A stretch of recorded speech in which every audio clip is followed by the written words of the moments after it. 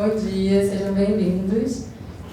Esse é o curso Transversalidade, que faz parte do programa CCBB Educativo, Arte e Educação, que vai abordar temas que se relacionam com arte e educação dentro do contexto do CCBB e discussões da sociedade sobre educação. Em ocasião da exposição da Bjork Digital, a gente convida esse Bahia, seja bem-vindo, maravilhoso, para falar um pouco sobre a diversidade em tecnologia e sobre também inovações e produções feitas por mulheres. Seja bem-vindo. Obrigada. Oi, gente, bom dia. Obrigada, Janine. Primeiro, agradecer a presença de todo mundo que está aqui, porque é muito bom acordar num dia de sábado tão lindo desse e ver que essa sala está cheia, né? A gente podia ter ido para a praia depois de tantas chuvas. Queria agradecer ao Educativo do CCBB também pelo convite. É uma oportunidade para mim muito rica de falar com arte-educadores, com pessoas que estão pensando em educação aí ou outras coisas. Eu quero falar um pouco sobre o trabalho que a gente desenvolve no OLAB, que é a organização que eu dirijo. E aí eu vou passando aqui uns slides. Primeiro eu queria me apresentar. Eu sou a Silvana Bahia. Eu sou co-diretora do OLAB, coordeno um projeto que eu criei dentro dessa organização chamado Preta Lab. Eu me formei em jornalismo e eu nunca fui uma pessoa muito brilhante, assim, do ponto de vista uma aluna, sabe? Eu nunca nem sabia muito bem o que eu queria fazer da minha vida. Mas me formei em jornalismo e super me decepcionei com a profissão no decorrer da universidade. E tudo isso foi numa época que as tecnologias começaram a ficar um pouco mais populares, né? Ali nos nossos smartphones e tal. Tô falando de uma coisa assim, sei lá, 10 anos atrás. E ali eu comecei a encontrar um lugarzinho para mim. Eu comecei a pensar, eu acho que isso daí pode ser interessante. E, na verdade, agora que eu já estou um pouco mais velha, entendo um pouco mais esse espaço, o meu lugar no mundo, aí eu tomei coragem para fazer várias outras coisas, né? Ano passado eu dirigi um filme, fui atriz ano retrasado de um outro filme. E hoje eu tenho me definido como uma pessoa curiosa, assim, que eu acho que é a minha curiosidade que tem me levado a lugares que eu nunca achei que pudesse chegar. Bom, eu não sei se todo mundo está familiarizado com esse termo. Vocês conhecem o que é Makerspace? Provavelmente já devem ter ouvido falar, mas é um termo em inglês para falar que na tradução literal é um espaço de fazer, né? Isso é muito pautado ali por uma cultura norte-americana e europeia, mas a minha organização nasce com esse pensamento da cultura do fazer. E o Makerspace é basicamente um espaço montado com essas máquinas de fabricação digital, como impressora 3D, eletrônica aberta, enfim, cortadora laser, máquina de costura. E o OLAB nasce querendo entender um pouco o que é ser maker, né? O que é ser um fazedor no contexto brasileiro. Porque a gente é um fazedor por excelência, a gente está o tempo todo criando soluções para problemas, mas a gente não está nessas bibliografias de makers, né, em geral. Então o OLAB nasce dentro desse contexto de querer entender um pouco o que é o fazedor, o que é o maker no Brasil. A gente tinha um espaço pequenininho, que era uma garagem em Botafogo, onde a gente misturava marcenaria, essas coisas eletrônicas e tal, que eu vou passar nos próximos slides, mas se eu tivesse que definir o que é a minha organização e para onde a gente está olhando, né, quando a gente desenvolve o nosso trabalho, é para a questão da diversidade, da tecnologia e da inovação social. Eu não sei se alguém aqui já tinha ouvido falar do OLAB antes. Alguém já tinha ouvido falar do OLAB antes? A maioria das pessoas que ouviram provavelmente não entenderam muito bem o que o OLAB faz, né? Porque é muito difícil para a gente se definir, as pessoas nunca sabem, mas a gente é muita tecnologia para as áreas de educação, às vezes a tecnologia acha a gente muito área de educação, que tipo, não é a mesma coisa, né? Na visão mais cartesiana. E aí hoje a gente tem 6 anos e a cada ano a gente está se repensando e querendo entender assim, o que a gente pode fazer com o nosso foco maior, que é a redução das desigualdades, porque a gente tem certeza que as tecnologias elas podem trazer muito mais desigualdade quando ela não tem diversidade na produção. Então a nossa missão enquanto uma organização é trabalhar para mais diversidade dentro dessa produção de tecnologia, e não só do consumo, né? Porque a gente está o tempo todo consumindo tecnologia hoje em dia. A gente não larga o celular, a gente já virou meio que ciborgue, né? Porque é uma extensão do nosso corpo. Acorda, pega o celular.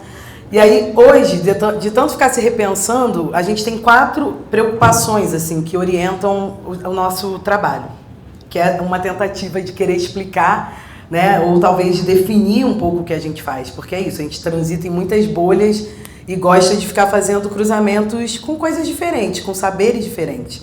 E aí uma delas é a questão da longevidade, né, porque a população brasileira está ficando mais velha e é um público, uma parcela da população que pouca coisas são pensadas, né, para quem passou dos 60 anos. E aí há uns 2 anos atrás a gente começou a trabalhar um pouco com essa galera e tá vendo que está sendo maneiro, assim.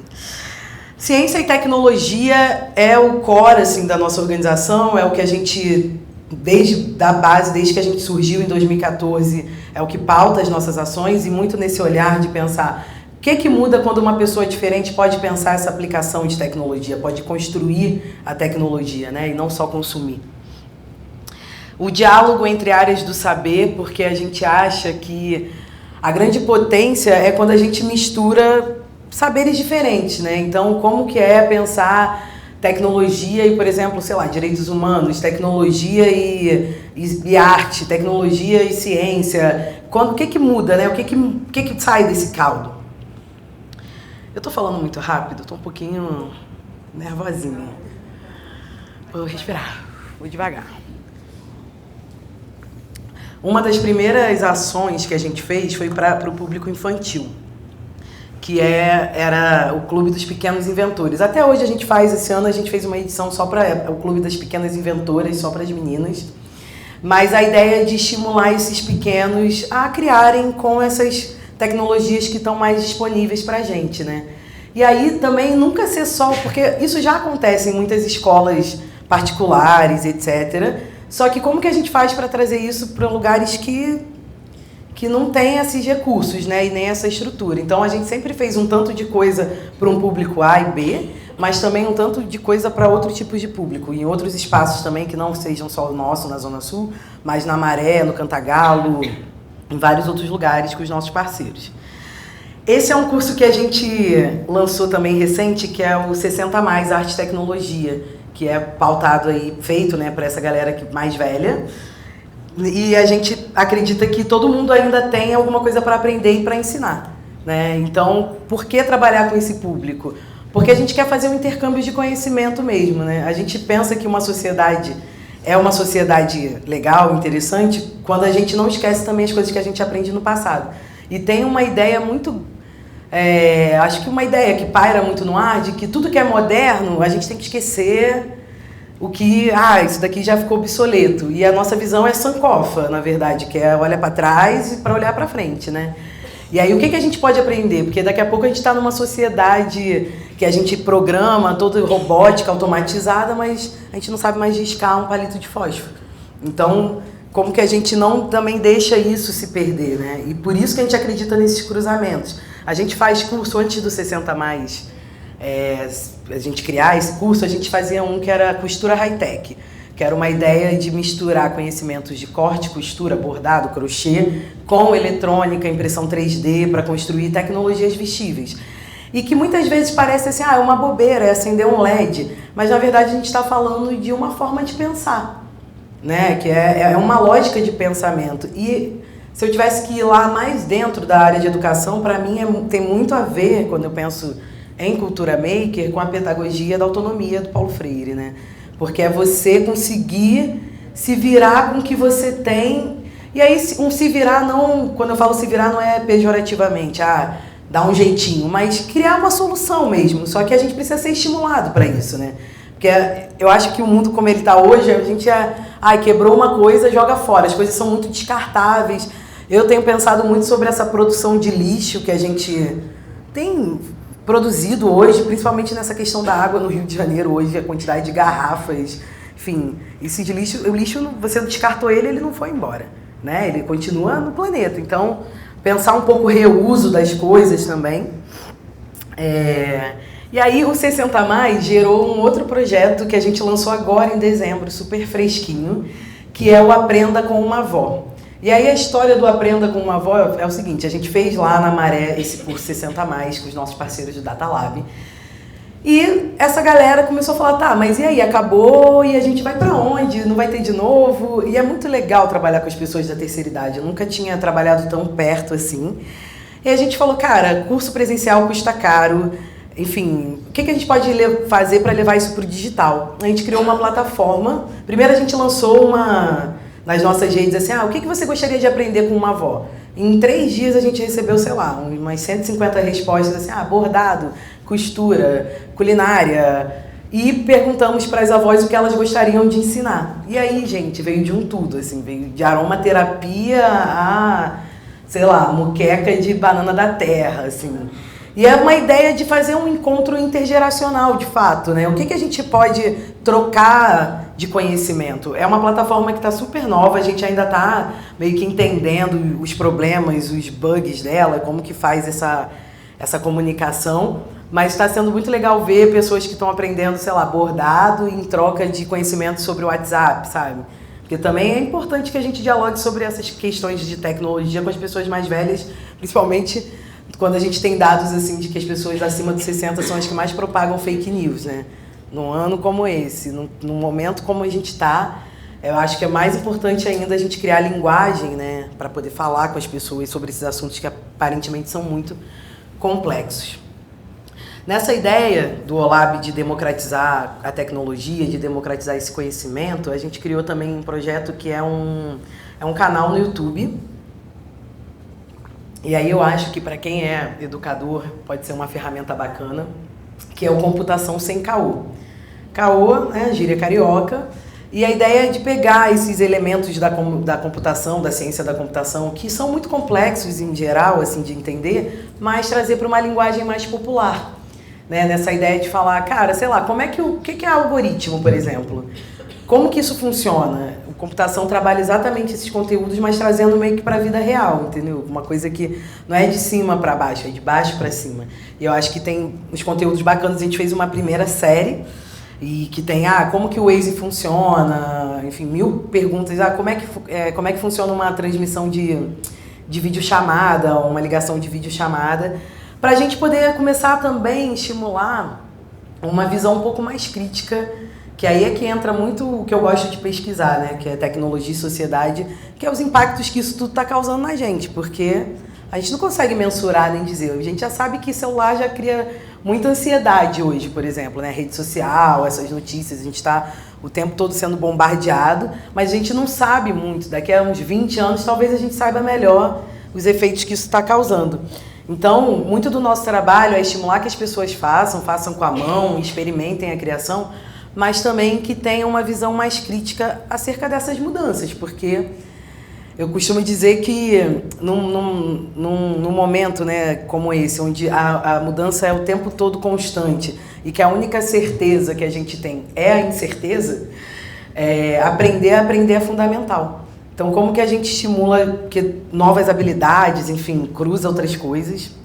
E a computação vem muito para isso. E aí, eu estava falando que 4 eixos, né, orientam as nossas ações, e o principal deles, né, é a questão racial, é o racismo. A gente tem um compromisso muito grande com a questão da desigualdade social, e a gente entende que o racismo está na base, na estrutura dessa desigualdade. Essa é a Maria Rita Casagrande, uma parceira que eu admiro muito e uma das maiores programadoras que eu conheço. É uma mulher que super me inspirou a fazer o que eu faço hoje, e eu adoro essa foto dela, e eu gosto quando ela ilustra essa questão racial. E aí a gente chega no Preta Lab, né, que é o projeto que é meio que um dos carros-chefes ali do OLAB, o projeto que eu coordeno, e é um projeto que a gente lançou em 2017.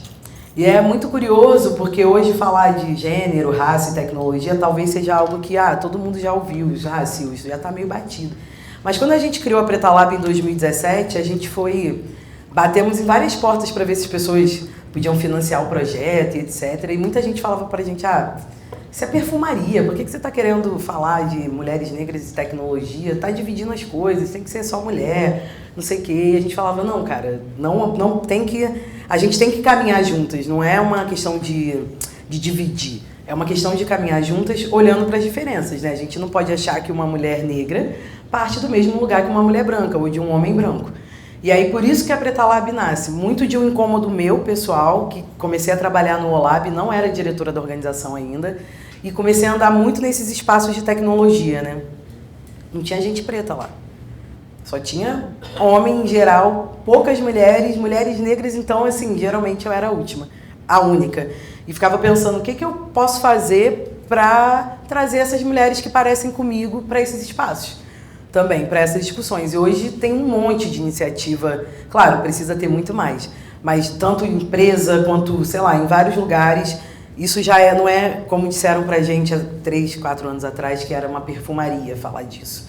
Hoje a gente já entende que isso é uma questão, um problema real. E aí, por que falar, né, especificamente com um público tão recortado, né? Por que falar com mulheres negras? Porque mulheres negras representam mais de 28% da população do Brasil. E aí, quando eu estou falando de 28%, para vocês terem ideia em números, são 60 milhões de pessoas. É muita gente, né?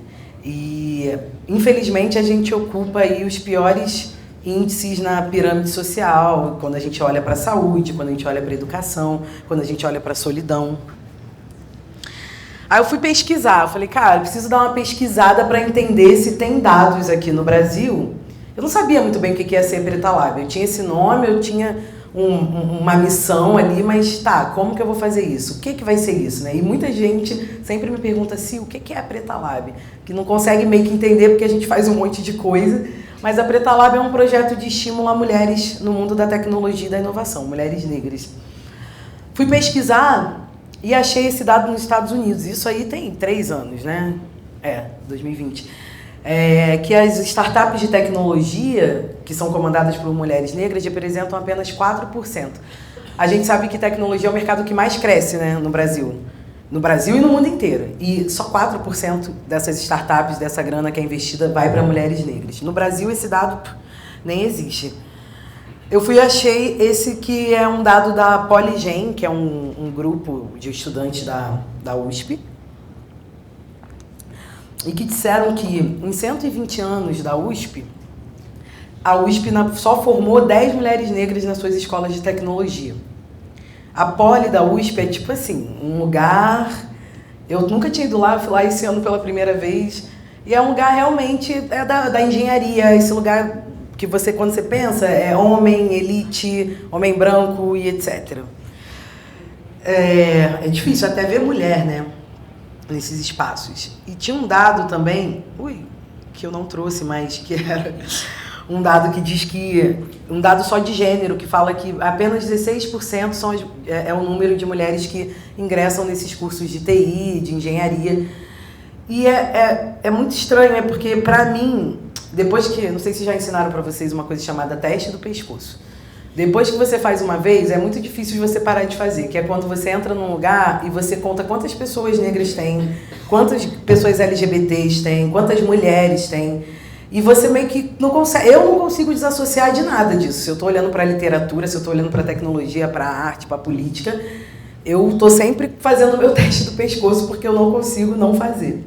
E nesse primeiro ano do Preta Lab, a gente fez um levantamento que era meio que para entender ali quem são as mulheres negras que se veem como parte da tecnologia e da inovação no Brasil. Porque esses dados até hoje eles nem existem, na verdade. E a gente conseguiu mapear mais de 600 no Brasil inteiro e trabalhando, usando ou criando tecnologia de 1000 formas. Porque também quando fala tecnologia, mas o que é isso, né? Se o guarda-chuva é muito grande tecnologia. Então é desde as engenheiras, as matemáticas, mas também as gambiólogas, né, que trabalhando um pouco dentro desse conceito de gambiarra, as cientistas de dados, as mulheres fotógrafas, as mulheres do audiovisual. Isso também é trabalhar com tecnologia, né? A fotografia, inclusive, é uma das tecnologias mais antigas, assim, né, desse mundo moderno para cá, e que também já mostrou o quanto que ela também pode reproduzir preconceito, né? Porque tecnologia As fotografias, por exemplo, não tinham referencial da pele negra e era um problema dos negros, isso não era um problema da fotografia. Quando eu falo isso é para entender um pouco que tecnologia tem ideologia. Quem cria tecnologia, quando a tecnologia ela é criada, por exemplo, esse celular, ele é retângulo, mas ele poderia ser redondo. Alguém escolheu que ele fosse retângulo. Então, o que eu quero dizer é, as coisas não são aleatórias. Não é assim porque é assim. Isso é assim porque alguém escolheu.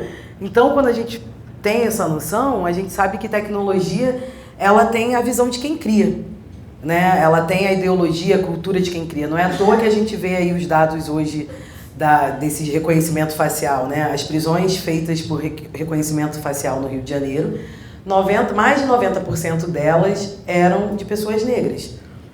Os carros automatizados, que é uma coisa que está aí para chegar, né? Esses carros do Google, não sei se vocês já ouviram falar, eles têm 5% de chances de atropelar mais uma pessoa negra. Aí, por que isso, Sil? Porque não pensaram, quem criou não pensou que isso poderia ser algo, um fator, né? A questão cor, né? E quando a gente está pensando em sociedade, né? E o impacto que isso tem, porque a questão é um impacto, é uma amplitude, né, disso. A gente é impactado de muitas formas. Isso pode, ao invés de diminuir as desigualdades, aumentar as desigualdades. E é por isso que a gente trabalha no que a gente trabalha, né? Porque a gente acredita que, pelo nível de tecnologia que a gente tem no mundo hoje, era para a gente ter diminuído ou talvez reduzido bastante a desigualdade social que a gente vive.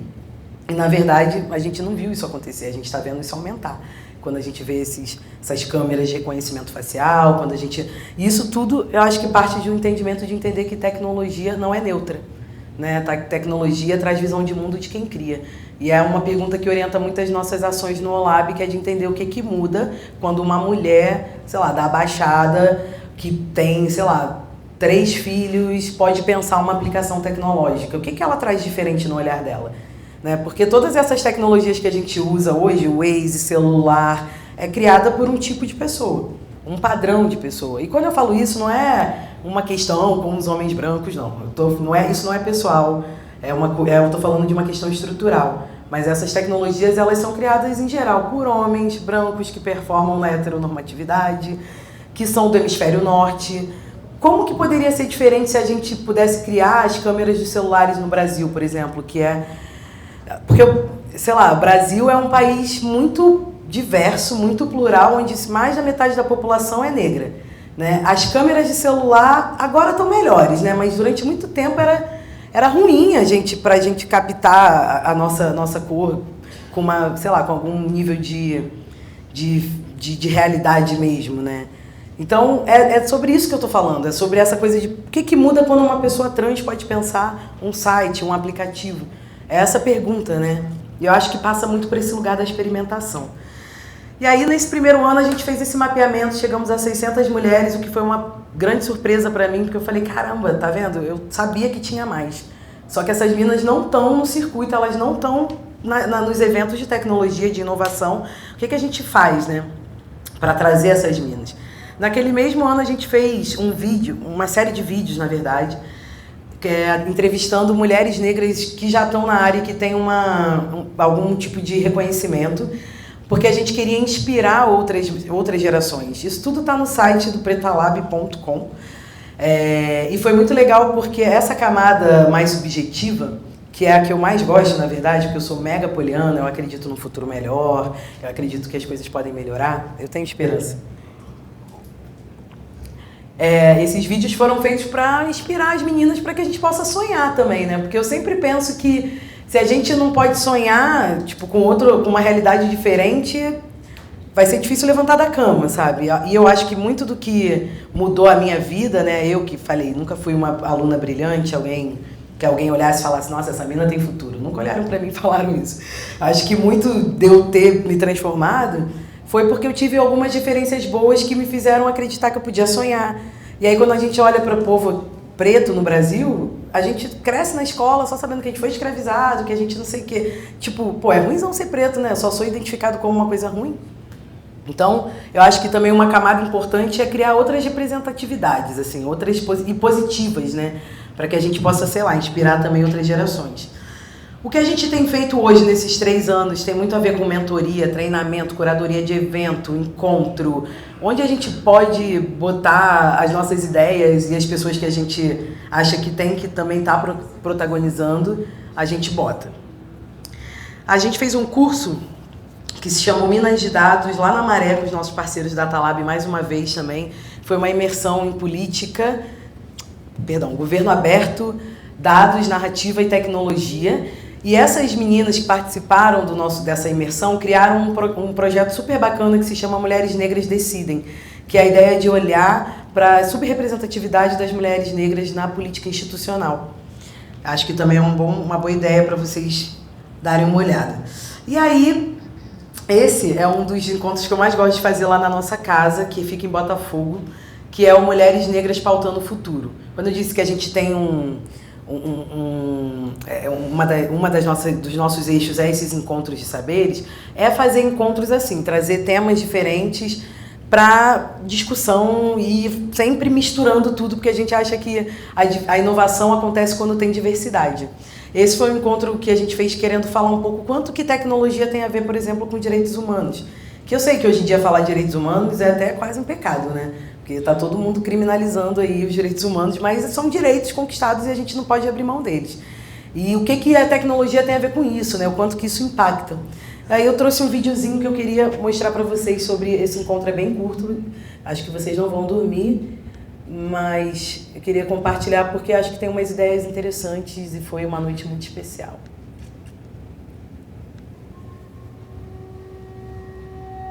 Tecnologia é isso que a gente viu, os seres humanos criaram, para uma extensão, para cuidar dessa fragilidade que nós somos.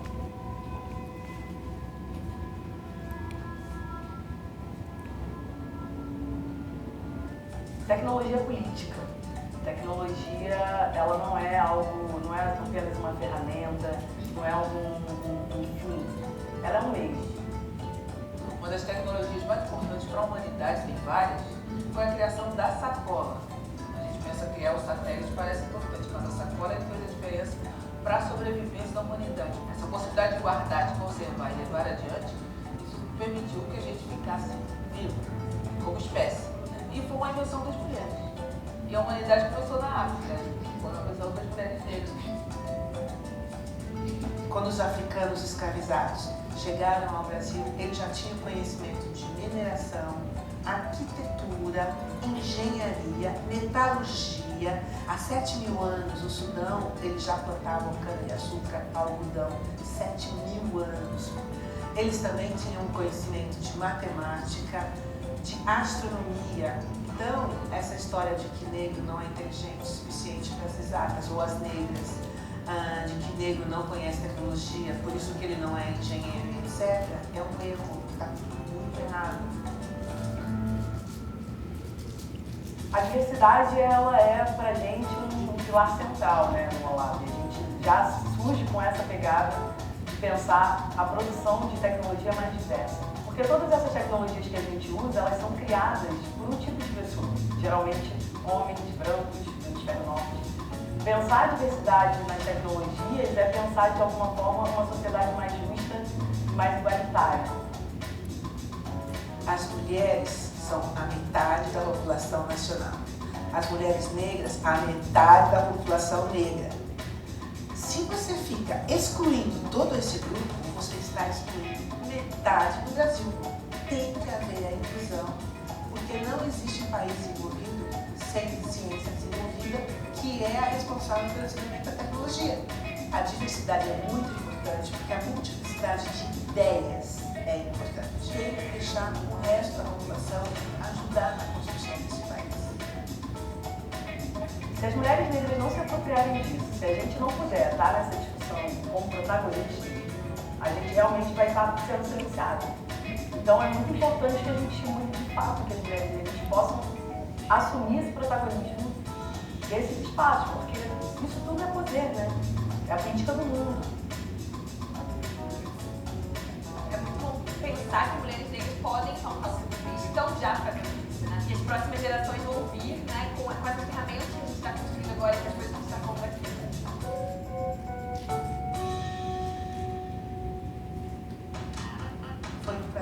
Ivone, que teve vindo para cá. Ultimamente eu tenho dado palestra um monte de caras pretas, o que é fantástico. Quando elas levantavam para falar, fazendo doutorado, já doutoras, 2 médicas negras, isso foi assim, do céu para mim. Eu encontro pessoas, mulheres negras, homens negros, na maioria, mas não só, gente interessada em pensar um futuro que a mulher negra pode ser protagonista. A gente estava juntos, só pensando, conversando e projetando o futuro.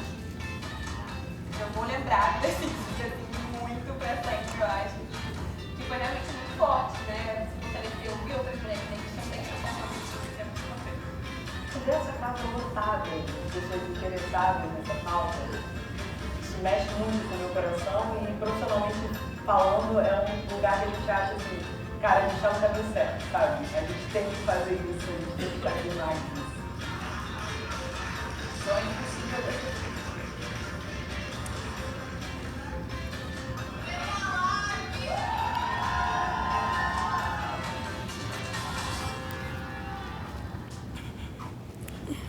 Vocês estão acordados ainda?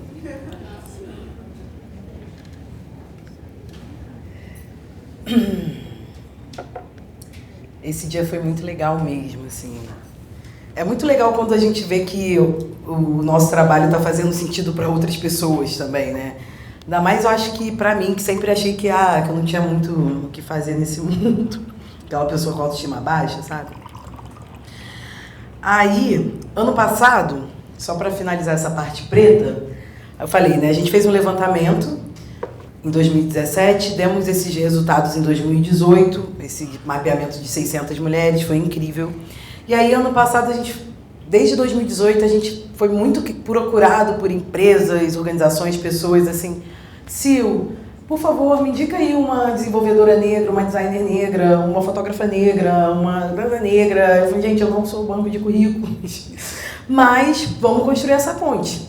E aí a gente criou essa aba no site do Preta Lab, que é pretalab/perfis, que reúne perfis de mulheres negras em tecnologia, em várias áreas. Então hoje quando alguém fica, Sil, me indica aí uma desenvolvedora, eu falo, cara, entra lá no pretalab/perfis, que você encontra, dá para filtrar por habilidades, e são mulheres negras de todo o Brasil. Assim, hoje a gente tem mais de 300 cadastradas e de várias idades também, eu acho isso muito, muito legal. Então tem uma mini bio delas e um link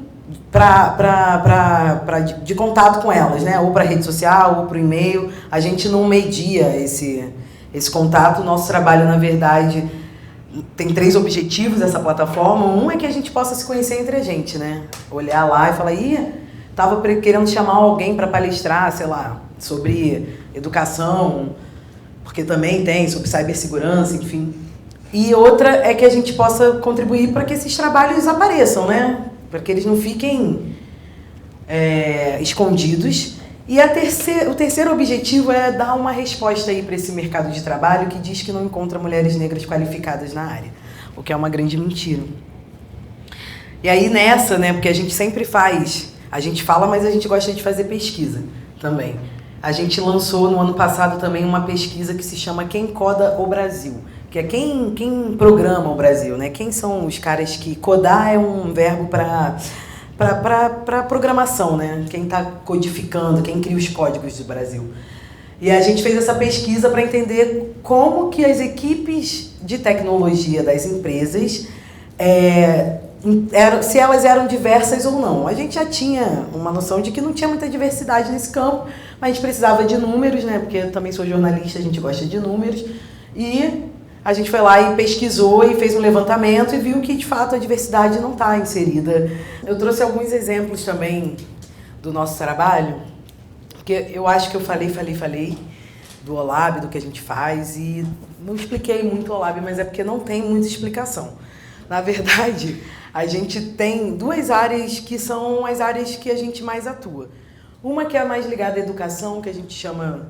que tem os nossos cursos, os nossos workshops, mas é uma ideia de pensar também uma educação não linear, né? Tipo, uma educação diferente. Tipo, diferente que eu digo assim, não tradicional, né? Não necessariamente formal, E uma outra área que é a nossa área mais de incidência, onde estão as nossas pesquisas, onde estão os nossos diálogos, enfim. É um pouco essa ideia de agora a gente vai lançar até um canal de podcast, em breve aí, nesse mês de março ainda. E esse foi um projeto que a gente fez na Maré, em parceria com o Observatório de Favelas, em 2015. Foi um primeiro... Eu nem trabalhava no ONLAB nessa época, eu trabalhava no Observatório de Favelas nessa época. E a gente fez em parceria, que foi o Gambiarra Favela Tech. O que era o Gambiarra Favela Tech? Uma residência artística tecnológica, que a gente começou a trabalhar com materiais de baixo custo, que é uma coisa que a gente já faz dentro de várias metodologias nossas, tem essa ideia de trabalhar com coisas, com papelão, etc. E aqui a ideia era trabalhar com eletrônica e esses materiais de lixo eletrônico, né? A gente visitou galpão, conheceu inclusive um artista incrível na Mangueira também, que trabalha com uma coisa bem Gambiarra Favela Tech, e essa foi a boneca Crespa. A ideia era que os participantes, né, foram 10 participantes, 10 dias dentro dessa residência, pudessem criar coisas a partir desses materiais, né, eletrônica e lixo eletrônico, que tivessem a ver com eles, né, numa ideia de não ser alguma obrigação, algo que você tem que resolver um problema, não, trabalhar isso de uma forma um pouco mais lúdica. E a Tamira e o Artures, eles criaram a boneca Crespa, que ela é tipo, sei lá, fio, um monte de coisa, era uma tampa de privada, e ela abria a boca e fazia assim, era uma coisa de um circuito eletrônico muito simples, mas a ideia era tipo de experimentar mesmo. Como é que é? Deixa eu experimentar aqui como é que eu uso essa linha condutiva aqui. E deu a boneca Crespa, que foi eu acho que foi uma das obras mais maneiras. Aqui também era uma televisão que não funcionava, e a galera começou a programar, botar eletrônica para escrever gambiarra. Esse é o trabalho desse cara que eu infelizmente esqueci o nome agora, lá da Mangueira, que ele tem toda uma Avenida Brasil, toda uma maquete gigante eletrônica de Rio de Janeiro, enfim, uma parte da cidade muito, muito legal, e um vacilo não saber o nome dele agora. Bom, mais recente, o que a gente fez lá no Lab foi esse encontro chamado Códigos Negros, que foi um encontro para juntar arte, tecnologia e comunicação. E a ideia era meio que entender um pouco como que a gente pode, quando a gente fala assim, mas tem que ser antirracista. O que é ser antirracista? Né? Porque eu acho que todo mundo gostaria, assim, todo mundo não, mas boa parte do mundo acredito que gostaria de ser antirracista, né? Mas a gente reproduz racismo, né? As pessoas reproduzem racismo, muitas vezes até sem perceber isso, né? Então a gente fez esse encontro para falar um pouco o que a gente pode criar para, sei lá, dentro desse comum, né, da sociedade, em termos de linguagem, para pensar uma linguagem antirracista de fato, dentro desses quadradinhos, né, da arte, da tecnologia e da comunicação. Então a gente foram 9 palestrantes nesse dia, Tarcísio Silva, que é um cara super importante também na discussão dos algoritmos racistas, Yuri Cruz, que é um expoente aí da arte, um dia vai estar expondo aqui no CCBB com certeza, Maria Rita Casagrande, que é aquela minha parceirona da tecnologia também. Enfim, foi um encontro de o dia inteiro, e agora a gente vai sair uma publicação com conteúdo desse dia, né, dos debates. Daí eu trouxe uns exemplos de uma galera que está bombando agora, jovem, negra, mulher, periférica e carioca, que é a Victoria Cribb, que é uma estudante da ESG que está expondo agora na Times Square. Essa é a obra dela. É porque quando tu falou Bjork, né, eu fiquei pensando, tem que trazer uns exemplos de arte e tecnologia bem brasileira. E vou voltar aqui, que tem só 10 segundos. Mas eu achei muito incrível uma mina de Campo Grande estar expondo na Times Square. Entendeu? Isso não é pouca coisa, e isso tem um valor muito grande, com certeza no mundo das artes, mas eu acho que para quem trabalha com questão de desigualdade, está olhando para esses campos, também é muito bom trazer uma referência de alguém que está, sabe, ela é capa da Marie Claire do mês passado, também é uma mina de 24 anos, super jovem. E aí um pouquinho sobre o que é esse trabalho, né, que é uma leitura de Um Fundo do Mar e tal. Era porque essa obra ela tinha que ser relacionada com natureza e etc. E ela criou a Antozoários. Aqui eu trouxe também um exemplo do trabalho Iroko, da Andressa Núbia, que ela fez uma instalação interativa, fotográfica. A Andressa Núbia também é uma menina que eu acho que vocês têm que conhecer. Ela está muito dentro dessa ideia do afrofuturismo, trabalha fotografia, ela é super jovem e ela pegou a mitologia dos orixás e trouxe isso para a arte, para trabalhar com arte e tecnologia e nesse conceito, né, de tecno-orixás. Assim, eu achei isso muito brasileiro, muito interessante, inclusive para trabalhar outras referências, e as fotografias ficaram muito lindas. Teve uma instalação interativa no Parque de Madureira, isso acho que foi no ano passado. Essa também é uma outra foto desse projeto Iroco.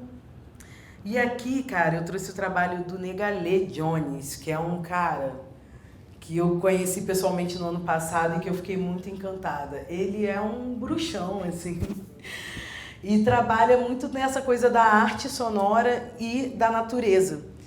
E aí, cara, ele tira som das plantas, ele bota uns dispositivos eletrônicos nas plantas e tira som das plantas a partir da aproximação. Ele tem umas oficinas para as crianças.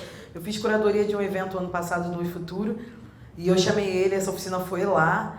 E é uma coisa muito legal porque é uma forma de também olhar para a biologia, né? De outro jeito, uma forma mais experimental, artística, lúdica. Aí eu trouxe um videozinho aqui de trabalho. Esse som, ele acontece da aproximação dele. E se eu boto a mão ali, é diferente o som que sai, saca? Eu achei muito legal. E as crianças se divertem bastante, assim. Os adultos também, a oficina dele ficou bem bombada. Bom, tudo isso para dizer, e querendo já também não me alongar para a gente ter um tempo para trocar uma ideia, que se o futuro, né, tá todo mundo falando o tempo todo do futuro, as profissões do futuro, o que vai ser o futuro, que se o futuro ele é tech, né, se ele é high-tech, de fato ele é, porque eu sempre digo também que assim como as pessoas não vão voltar para o armário, a gente não vai voltar para o analógico, o digital ele é uma realidade, embora assim, tecnologia pra gente não é só o que é digital, como eu disse, né, a gente costura, crochê, tudo isso é tecnologia também, mas se esse futuro que é tão high-tech, que é tão digital e tecnológico, ele está sendo construído agora, né, no nosso presente, é muito importante que a gente possa pensar um pouco mais numa produção de tecnologia mais diversa, e isso passa, sim, por experimentar, não importa a idade, não importa o quê, não importa quando você junta coisas, e basicamente o meu recado é esse para vocês nesse sábado de manhã. Eu agradeço a presença de todo mundo, aqui estão os meus contatos, quem tiver interesse em saber um pouco mais, quiser, sei lá, me mandar um e-mail também, é silvana@olab.co, é .co mesmo, de colaboração. E é isso, gente. Se alguém quiser também conhecer nosso espaço em Botafogo, que é bem bonitão, se alguém quiser, sei lá, levar os estudantes, enfim, a gente está super aberto também. Obrigada. Fazer alguma pergunta para si? Um de cada vez, gente, calma. Mas assim, não é dúvida ou pergunta, não. É tipo também trocar, falar. Eu acho que agora é um momentinho para isso. Eu vou até sentar, ficar mais calma. Alguém? Quer contar uma experiência, algo que... Eu tenho uma curiosidade. Eu queria saber de onde vem o fomento para você começar esse projeto. Eu imagino que assim, a gente vê muitas pessoas com ideias maravilhosas e a gente tem um racismo de credibilidade também muito grande. Né? A ideia maravilhosa numa mente branca e numa mente negra tem visões diferentes. Então, eu queria saber como que você conseguiu um fomento para poder tornar esses projetos uma realidade. Qual o seu nome? Rômulo. Rômulo, obrigada pela pergunta. É uma ótima pergunta, porque realmente sem apoio e sem grana você não consegue fazer isso. E a maioria dessas ações elas são gratuitas. E quando não são, elas têm bolsa para estudantes, pessoas vindas de periferia, mulheres, negros. A gente tem apoio da Fundação Ford. Antes de eu chegar no OLAB já tinha esse apoio e que bom, porque a gente é uma organização muito ponto fora da curva, porque é diferente quando você fala assim, eu trabalho com direitos humanos, a gente faz pesquisa, é muito fácil de entender, né? O nosso trabalho não é um trabalho fácil de entender, porque é isso, a gente é muito direitos humanos para tecnologia e muito tecnologia para os direitos humanos. Então, a gente teve essa aposta, né? Apostaram no que a gente estava falando, nessa ideia de democratizar as tecnologias e, cara, a gente está aí há 6 anos, mas a gente não tem só apoio hoje da Fundação. Hoje a gente presta serviço, faz curadoria, a gente meio que cria um sistema para poder também, que é todo reinvestido, né, na organização, porque a gente é uma organização social sem fins lucrativos, mas a gente fica sempre querendo também como pensa uma sustentabilidade, né? Porque se um dia a fundação sai, como é que fica? Né? Então, meio que é um desafio, na verdade, de se manter assim, num momento como esse que nem projetos culturais, nem educacionais têm tido muito recurso, né? Então, a gente hoje está, acho que bem perante outras iniciativas até, porque a gente está conseguindo fazer.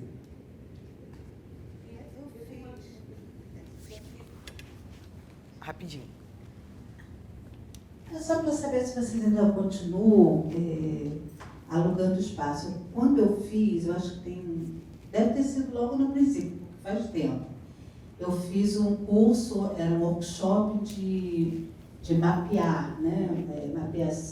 Mapeamento. Mapeamento, né? Arte e mapeamento, e eu esqueci o nome da artista, mas ela fazia muito boa, né? E a gente fez um experimento, passou um dia inteiro lá fazendo, e na época eles disseram que a gente poderia também alugar para grupos, para fazer encontros, para fazer projetos. Então, eu queria saber se vocês ainda fazem isso, né? Deixa eu levar para ela rapidinho, e aí depois eu pego e respondo. Olá, eu sou professora do município, professora de arte, trabalho no primeiro segmento, no primeiro, segundo, terceiro, quarto, quinto ano.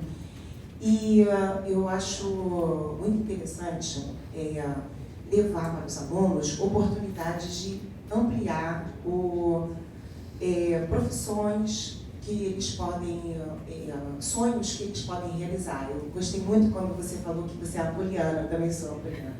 Então, levar a oportunidade de eles sonharem mais alto. Então, é muito forte quando a gente leva uma pessoa que sonhou e trouxe essa oportunidade de conquistar. E não ficar fazendo só o discurso dos escravizados. Então, eu gostaria de saber se a Preta Lab tem alguma disponibilidade, parceria que a gente pudesse levar alguém que fosse falar 50 minutos para uma turma de 5º ano, sabe, a sua trajetória, um relato. E isso impacta muito grande esse aluno. Ele olha, ele sonha, ele amplia as possibilidades, né? Porque quando a gente pergunta, faz aquele, vamos fazer o desenho do que você quer ser quando crescer, ficam assim, limitados, porque não percebem que podem sonhar. É isso. Qual o seu nome? Ana Lúcia. Ana Lúcia. E o seu? Fernanda. Tem mais uma pergunta? Pera, rapidão, deixa eu responder essas. Rapidão. Porque senão eu vou esquecer, porque a cabeça aqui não cabe muita coisa. Fernanda, obrigada pela pergunta. É legal você falar disso, porque a gente tem um espaço em Botafogo que a gente vive inventando projeto e nome dentro do mesmo coisa, né? A gente Preta Lab, mas o Preta Lab e o Olab são coisas diferentes? Não. Preta Lab é um projeto dentro do Olab. O Olab é o guarda-chuvão, né? E a gente tem o bloco, que a nossa casa a gente chama de bloco, que é um lugar que a gente gostaria que fosse cada vez mais um espaço de encontro, que é isso, a gente aluga para pessoas, coletivos, às vezes não necessariamente cobrando outros tipos de contrapartida, mas a gente também faz aluguel para empresas, enfim, que é também uma forma de gerar ali a sustentabilidade do espaço. Então, sim, a gente continua alugando o nosso espaço, sim, para quem tiver interesse, inclusive, em ver como é que é bloco.cc, eu acho, o site. E Ana Lúcia, eu acho que esse é o trabalho mais legal que a gente tem que fazer mesmo, porque é gerar repertório, né? Quando você fala isso, assim, dos alunos poderem ver pessoas assim que parecem com eles, que têm uma origem como a deles, isso é fundamental. Eu acho que, se a gente consegue levar a palavra para essas crianças e para esses estudantes, acho que a gente consegue plantar boas sementes, né? E eu super topo, a gente está super disponível, a gente sempre vai em escola, a gente adora estar em escola, a gente gosta de fazer atividade com criança, a gente acha que é muito importante expandir essa noção de repertório, né? Porque é isso, não necessariamente algo que você precisa ter muita grana para fazer, ou não, eu acho que dá para fazer quando a gente tem vontade de fazer e tá com um amor no coração. Eu sou super poliana, então vou começar a falar de amor, vou querer chorar. Vamos lá. Janine, leva para mim, para ela.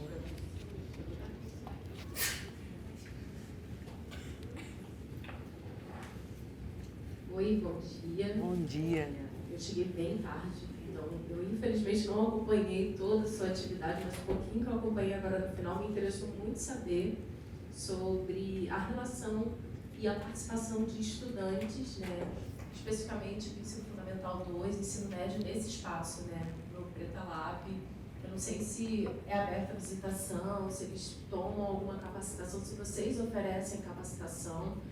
E eu fiquei super interessada em descobrir mais. Então, ao mesmo que você está respondendo as perguntas, eu estou lendo todo o portfólio para poder estar um pouquinho mais integrada. Eu me chamo Natália Regina, sou professora de artes visuais, eu trabalho na rede particular atualmente, mas já passei por municípios, já passei por IFES, e acho que assim, essa possibilidade, né, que essa sustentabilidade, esse trabalho de tecnologia, sustentabilidade que eu consegui pegar um pouco no final, é muito relevante para a produtividade desses jovens, né?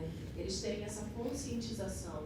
Então, eu achei isso extremamente interessante, porque quando eu vi a proposta da oficina de hoje, né, eu pensei numa coisa muito mais digital, gráfica, do que uma coisa voltada para essa materialidade que o sistema gráfico permite.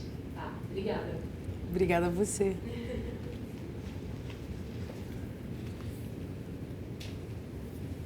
Bom dia. Bom dia. Eu sou o Leandro, sou orientador educacional em 2 escolas que atendem do pré-escolar ao 5º ano de escolaridade, no município de Duque de Caxias. A gente tem muita preocupação em relação à questão da representatividade, dos alunos negros se verem, né, nos murais da escola, nas atividades didáticas, mas a gente tem muita dificuldade em relação aos livros didáticos, aos livros literários, aos jogos, em que as crianças que são retratadas são majoritariamente brancas. Eu gostaria de saber se esse projeto tem alguma frente de trabalho nesse sentido, de produzir um repertório de material didático, literário, de jogos, em que as crianças negras possam se reconhecer.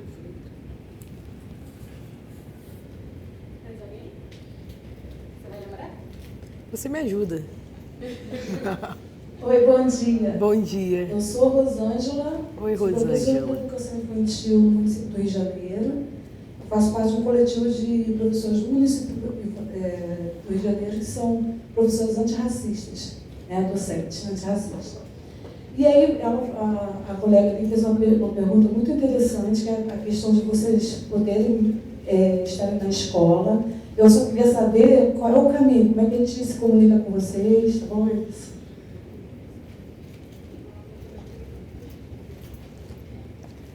Vou começar de trás para frente. Obrigada, gente, pelas perguntas e falas. O caminho é me mandar um e-mail. Que aí a gente vai conversando e organiza. Acho que dá para pensar umas coisas bem legais. Sobre produção de conteúdo para o público infanto-juvenil, assim, na área de educação, assim, hoje a gente não tem, porque a gente não tem braço, infelizmente, para fazer. O que a gente tem feito muito é buscar essas referências, não criar, não produzir, mas buscar, entendeu? Tipo, o Computação Sem Caô, ele tem até uma linguagem meio infanto-juvenil, acho que é uma coisa, é um material possível, mas a gente tem outros parceiros que a gente fica sempre buscando. Tem um pessoal muito legal do Coco de Umbigada, lá de Recife, lá de Olinda, na verdade. Pernambuco, como todo, é um polo de tecnologia muito interessante também. Então tem essa galera que está lá em Olinda fazendo, essa galera do Ponto de Cultura Coco de Umbigada, que é uma referência, acho que também legal para você buscar, o Ponto de Fá. E tem outros também, mas a gente mesmo hoje não está produzindo nenhum material assim. A gente, inclusive, quer, né? A gente quer muito conseguir estar mais articulado com os professores, e aí da rede pública de ensino ou não, mas de preferência sim. Mas seria interessante também ter um conteúdo mais, sei lá, mais difundido, né? Tipo, porque às vezes também existem muitos não, mas existem conteúdos que não chegam nas pessoas, a gente não sabe, né? Acho que a gente fica muito no OLAB, no exercício de querer jogar luz para essas paradas que já estão fazendo, né? E não necessariamente ser mais um fazendo aquilo ali. Pô, tem uma galera fazendo, mas que talvez não circule na mesma rede que a gente, que não está no Sudeste, que não está no Rio de Janeiro, que não tem algum tipo de apoio para investir em comunicação, por exemplo, que é caro. Enfim, então, a gente criar respondendo, não, mas a gente tem aí um repertório que depois eu posso compartilhar com vocês para ter essas diferenças, que realmente é muito importante, principalmente se está falando de uma escola na Baixada Fluminense. Enfim, eu acho que é isso, eu acho que poder sonhar foi o que me salvou de mim mesma em um determinado momento, né? Então, por isso que eu sempre sou a favor dos sonhos mesmo. Acho que a gente pode querer ser tudo, né? Talvez a gente não consiga, mas querer já é um bom passo. Agora, respondendo Regina... Pode ser. É Natália Regina. Natália Regina. Então, os alunos do ensino médio ou alunos do ensino fundamental, a nossa casa está super aberta, a gente não tem uma formação focada em estudantes.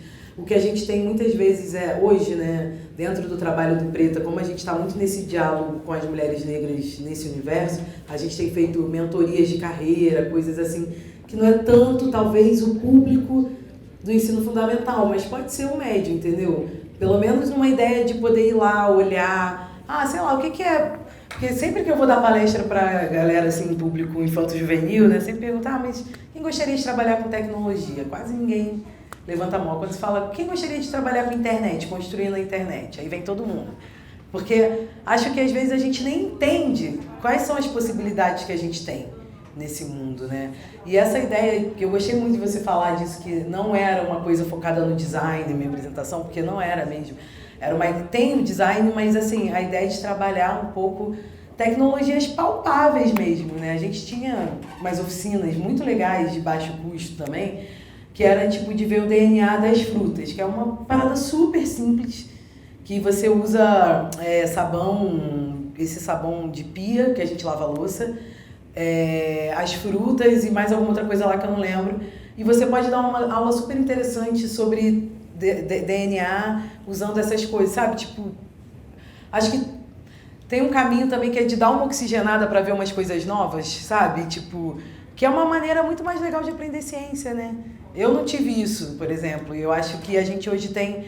Acho que a internet, uma das coisas boas que ela traz é essa coisa de poder compartilhar coisas e projetos abertos, enfim. Então, quem tiver, por exemplo, interesse nesse tipo de conteúdo, eu também posso compartilhar, porque eu acho que é uma coisa legal, uma atividade legal para fazer em sala de aula e para a gente trabalhar com crianças, sabe? E com adolescentes também. Mas hoje a gente não tem uma atividade pontual específica para esse público. Mas a gente sempre está construindo oportunidade, criando. Se vem a demanda, a gente pode construir, né? A gente pode fazer junto. A Fernanda. Possibilidade de trabalhos voluntários. Vocês,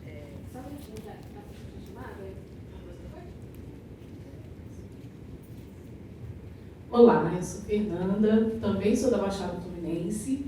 A gente trabalha, eu e Kedma aqui, a gente trabalha no Estado, em Nova Iguaçu. E foi interessante a sua fala agora, que me fez pensar assim, você falou que dependendo da demanda, né, vai oferecendo coisas legais. Então, assim, você já pensou ou já tem alguma atividade voltada para os professores, por exemplo, lá no projeto?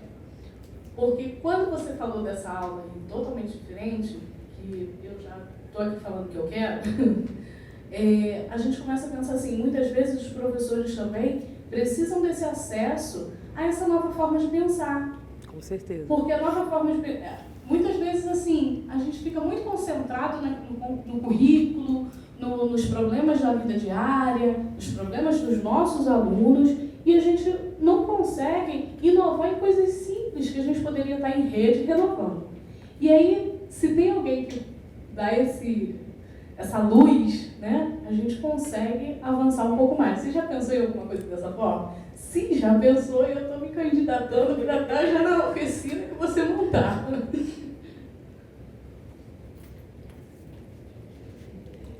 O voluntário, na realidade, é voluntário parceria, vamos dizer assim, né? Eu também faço parte de um coletivo de educação com adolescente, né? E a gente tem algumas escolas ali até próximo de Botafogo, que a gente está sempre fazendo atividades com o município. O ano passado a gente fez a Semana do Adolescente, por exemplo. Legal.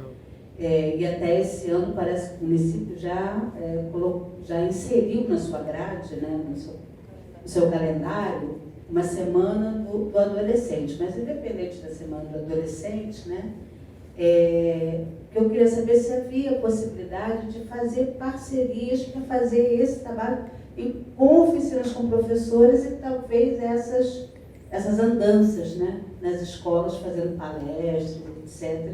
Você tem possibilidade de fazer alguma coisa no voluntariado, porque, por exemplo, nós da RECA somos voluntários, né? Seria uma parceria voluntariosa.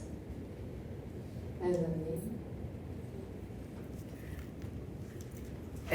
Vou começar de lá. A gente fez muita formação para professor das escolas SESI, Escola SESC, Escola SESC. A gente tem trabalhado. Esse último ano, eu não muito, porque não consigo fazer tudo, mas a nossa equipe OLAB, sim, com educadores das escolas, menos com os alunos, com os estudantes, mais com os educadores, porque é isso que você falou, né? Dar uma oxigenada nas ideias, assim, porque uma coisa que a gente fala muito nesse nosso eixo de educação a gente está no século XXI, né? Só que a nossa estrutura escolar, e sei lá, não só escolar, mas de currículo, vocês sabem muito melhor do que eu disso, é ainda pautada ali no século XIX, né? Tipo, talvez nem no XX ainda tá. Então, assim, eu gosto de um termo muito que é educação para a liberdade, né? Que eu acho que é da Bell Hooks, se eu não me engano. Mas que é essa ideia de, tipo, como que eu posso pegar, partindo da ideia de que está tudo criado já, e que a inovação acontece quando você mistura as coisas, é remixar a roda, sabe? Não vamos inventar a roda, tudo bem, a roda já está inventada, mas como que a gente remixa essa roda, sabe? Recria essa roda. E acho que parte por conhecer outros conteúdos que é isso, uma formação com os professores, uma coisa que dá mais vontade também de fazer, né? Porque é isso, e vocês sabem muito melhor do que eu como é que é a labuta de vocês, né? Então... mas eu acho que tem, eu acho que tem esperança, tem essas coisas legais, tem um monte de gente criando coisa legal aí, a gente tem que fazer essas conexões, né? Eu acho que, enfim, a gente pode pensar uma ação juntas, não sei, na sua escola, onde você trabalha, a gente pode super pensar, eu estou super aberta, só não tenho muito tempo hoje, mas a gente consegue. E sobre voluntariado, sim, voluntariado, a gente não tem um programa de voluntários no OLAB, mas a gente faz muita coisa em parceria e acaba sendo um trabalho voluntário, né? Porque quando você não tem um recurso ali, para a pessoa estar trabalhando meio que de graça, não é muito a prática que a gente gosta, assim, contratar alguém para trabalhar para a gente sem pagar, isso meio que para a gente não tem muito sentido, mas construir junto, sim. Então... acho que a gente está aberto para isso, né? Trazer ideias, entender também como que a gente colabora com vocês, né?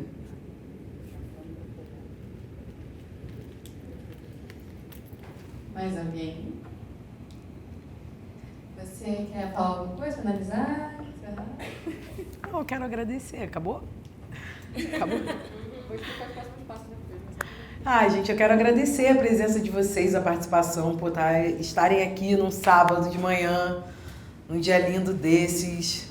Enfim, tá bom, né? Então, pra mim foi bom também.